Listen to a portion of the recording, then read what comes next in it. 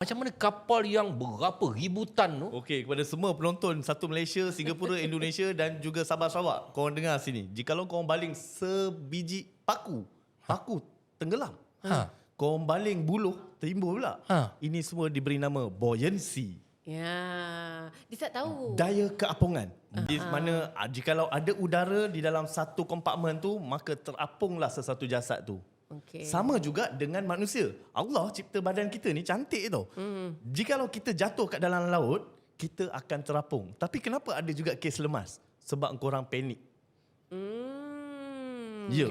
Campak je budak, mesti dia akan terapung. Tapi disebabkan air tu masuk dalam badan dia, hilang udara dalam badan dia, maka dia akan tenggelam.